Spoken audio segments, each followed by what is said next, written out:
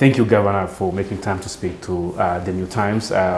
So you made a presentation about where the economy has been in 2023 and where the economy is headed.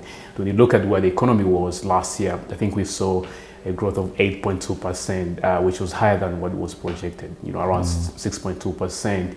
And you mentioned in your statement that this momentum will continue in 2024. What is this projection? I mean, the projection I think is 6.6% this year. What is this projection based on, and where do you get that confidence? Yes, thank you, and thanks for inviting me to speak with the New Times. Yeah. But yes, we saw the economy being resilient last year, much stronger than we had projected. As you said, instead of the projection of 6.2, we registered 8.2% growth last year, mainly driven by two sectors, that is industry and services. And when you break down the services, we saw travel and tourism continuing to be a driving factor in this growth. And this can be linked to the momentum. As the economy opened up after COVID in 2021, we still had that momentum of opening up. And so, in fact, last year, the tourism numbers exceeded what we had reached in 2019. So that momentum is expected to continue this year. Though we are starting from a high base, that's why we didn't continue to project 8.2, we are projecting 6.6, which would still be a good performance if we are building on the high base we've already achieved in terms of the recovery from COVID at 8.2% growth last year. But we expect to see that momentum continuing in travel and tourism. The other driver was trade services. These continue to, as the economy opens up, as we see linked to the tourism, linked to investments here and there, we continue to see trade services really contributing to the growth of the economy. The other driver was industry. Industry was mainly driven by construction and manufacturing. And manufacturing is linked to agribusiness, agri-manufacturing, linked to exports of food to the region, mainly Uganda and South Sudan by World Food Programme. So these were the main drivers of the growth. Now this year, we expect this momentum to continue, these key drivers to continue performing well, right. But we expect to see agriculture doing better than we had last year. So last year, agriculture grew by just 1.7%. In fact, food crop and export crop were negative. But we expect this now to change because already the performance of agriculture in the first quarter was bumper harvest. We expect to see normal performance of agriculture in the second season. So that is going to contribute to these projections we have this year of 6.6. So I think we'll talk more maybe about agriculture and exports because I think that's where where we see sort of some concerns. But let's talk about inflation developments because we look at where inflation has been, especially last year. We saw very high inflation, and you've seen companies coming out and saying, we've seen high inflation really having or putting a lot of pressures on our bottom lines. So, which means there's a real risk of, inflation. Do you see this changing, especially in 2024? Yes, we had high inflation in 22 and high inflation in 23. And as we had said earlier, we had projected that to ease by end of 2023, and we are happy that we saw that happening. Again, going back to the main drivers of this inflation, one was international prices. International commodity prices were high because of aftermath of COVID and because of effects of the Ukraine-Russia war. Mainly, these were the key drivers of high global inflation and commodity prices in particular. And this has eased as central banks globally took decisions to tighten their monetary policy. That tighten the financial conditions and slow down the economic performance, slow down global demand, and that slow down global inflation. And but also we see that had an impact on the commodity prices as well because of global demand going down, but also the challenges of the Russia-Ukraine war being worked around and solutions found on oil and food prices. So all that had positive impact on inflation, imported inflation going down. The other impact was on food here domestically, and that because of the good performance of season A, that has really gone down. In fact, most of the food crops negative inflation in the last 2 months. Maybe your question was, would these pressures that we saw in the last 2 years push people to increase prices? I think the adjustments have already been done last year. Most of the adjustments to these shocks, which you call the second round impact that was to happen, has really happened. The only other trickle through inflation that we expect this year is from the high depreciation that we registered last year. And all that is within the 5% projection that we see going forward. So we don't expect any unusual increases, except if the risks we identified materializes, like the challenges of the Red Sea insecurity. If it persists, can push some hike on commodity prices because of transport prices increasing.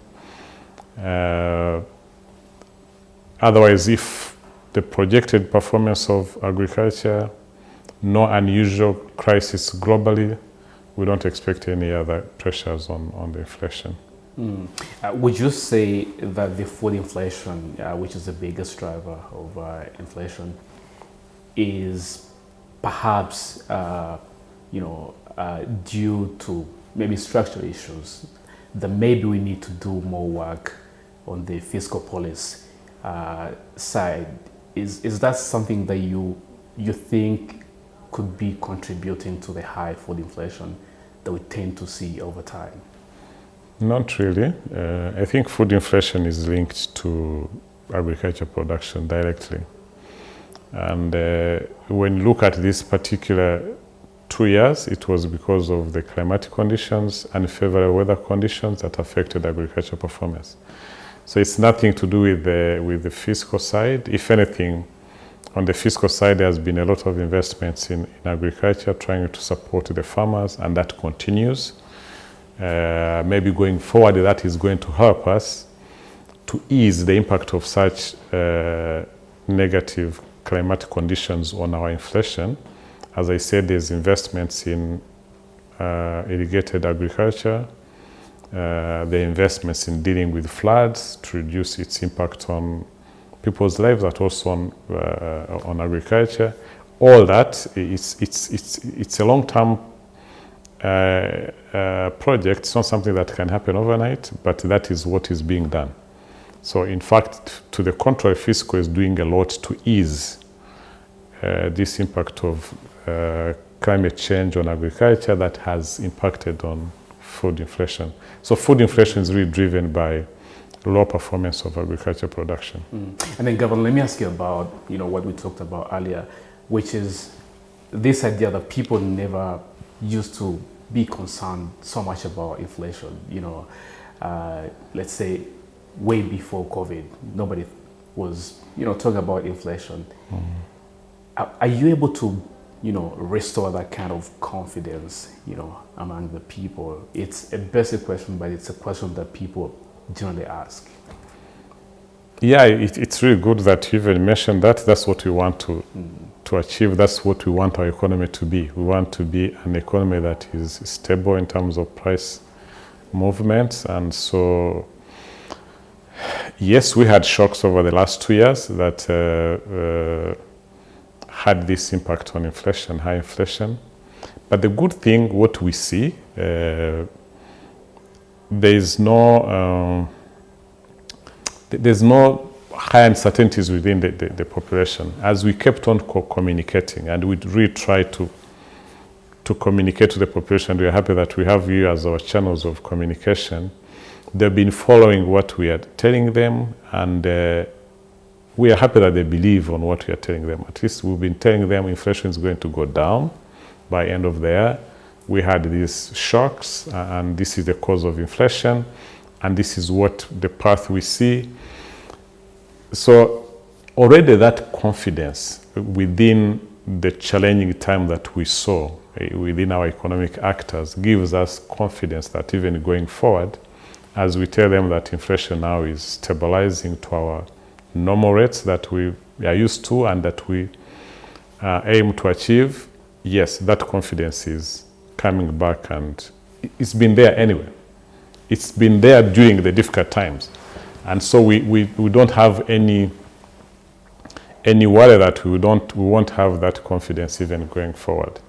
So it's there, and if no such external shocks again happen, we expect to see this stability again, going back to normal. And then as we wind up the depreciation, which, another thing that people talk about always, you're looking at the 18%, depreciation against the US dollar. And obviously the real risks to that is that a tool in your toolkit that, gives you confidence or power to be able to restore this, and how fast can that happen? Is this even under your control? Control might be a strong word. So we don't control depreciation, but we manage the fundamentals that determine the price of our currency vis-a-vis foreign currencies. So the depreciation that we had last year was mainly driven by two factors. One was the demand. As the economy opened up, as we get this high growth, the demand for imports really went up.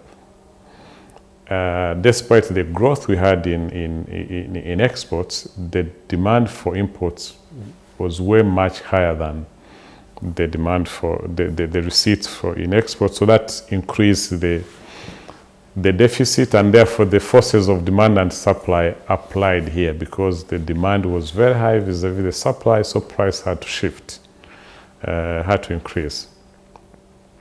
Number two was on the general tightening of the US dollar globally. As the central bank, the US Reserve Bank, tightened their monetary policy, their tight conditions pushed investors to focus on the US, and therefore hardened the US dollar globally. Almost every currency across the world depreciated against the US dollar. So that added fuel to the fire that we already had linked to our trade deficit. So as we move forward, what we see already in the first 3 months, we see reduced. Maybe the other driver that increased the demand was on food imports. Because of the poor agricultural performance, we had food imports increasing exponentially. So that added to the pressure we had on the import bill. So that already is easing because of the good agricultural performance we had.